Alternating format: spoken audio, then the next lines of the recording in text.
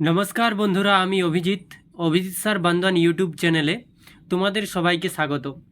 তোমরা যারা এই বছর উচ্চ মাধ্যমিক সেমিস্টার 3 পরীক্ষা দিতে চলেছ, তোমাদের ইংরেজি সিলেবাসের অত্যন্ত গুরুত্বপূর্ণ একটি গল্প হলো রাস্কিন বন্ডের লেখা the night train at Deoli. আজকে আমি এই ভিডিওতে তোমাদের কোনো ক্লাস নেব না, তোমাদের শেষ মুহূর্তের প্রস্তুতির জন্য এই গল্পের সবচেয়ে গুরুত্বপূর্ণ 100টি এমসিকিউ প্রশ্নের একটি স্পেশাল পিডিএফ নোট আজ আমি সরাসরি তোমাদের হাতে তুলে দেব। তবে আজকের এই পিডিএফ নোটটি কিন্তু বাকি সব সাধারণ নোটের চেয়ে একদম আলাদা। কেন?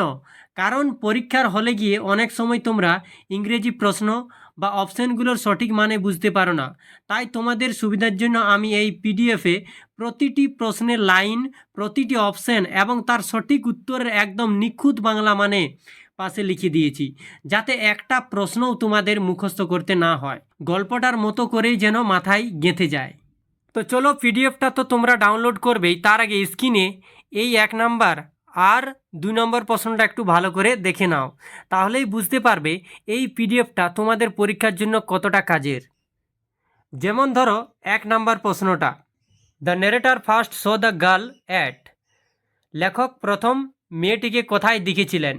অপশান এ দেউলি স্টেশনে, অপশান বি দ্য কম্পার্টমেন্ট, কামরায়, অপশান সি দ্য প্ল্যাটফর্মে, অপশান ডি দ্য উইন্ডো, জানালায়।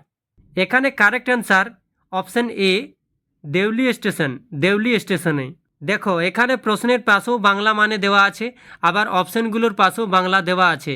তোমরা গল্পে পড়েছো যে লেখক যখন দেহরা যাচ্ছিলেন তখন মাঝপথে দেউলি নামের একটা ছোট স্টেশনে ট্রেনটা দাঁড়াতো, আর সেখানেই তিনি প্রথম ওই ঝুড়ি বিক্রি করা মেয়েটিকে দেখেছিলেন। তাই সঠিক উত্তর হলো অপশান এ দেউলি স্টেশন। এবার চলো আরেকটা খুব ইম্পর্ট্যান্ট প্রশ্ন দেখে নিই, 2 নম্বর প্রশ্নটা। দ্য গার্ল ওয়াজ সেলিং, মেয়েটি কী বিক্রি করেছিল? অপশান এ ফ্রুট, ফল, অপশান বি ক্যান বাস্কেট, বেতের ঝুড়ি, অপশান সি টয়েজ, খেলনা, অপশান ডি সুইটস, মিষ্টি। এখানে সঠিক অ্যান্সারটি হবে অপশান বি ক্যান বাস্কেটস, বেতের ঝুড়ি। পরীক্ষায় অনেক সময় কেইন শব্দটা না দিয়ে শুধু বাস্কেট দিতে পারে। কেইন মানে হলো বেত। মেয়েটি স্টেশনের প্ল্যাটফর্মে ঘুরে ঘুরে বেতের তৈরি ঝুড়ি বিক্রি করছিল। বাংলা মানেটা পাশে লেখা থাকায় তোমাদের কিন্তু আর আলাদা করে ডিকশনারি দেখতে হচ্ছে না, জাস্ট একবার চোখ বুলালেই উত্তরটা মাথায় থেকে যাবে। তাহলে তোমরা দেখতেই পেলে যে পিডিএফটি কত সুন্দরভাবে এবং সহজ ভাষায় তোমাদের জন্য তৈরি করা হয়েছে। এবার আসি তোমরা এই পিডিএফটি কিভাবে ডাউনলোড করবে।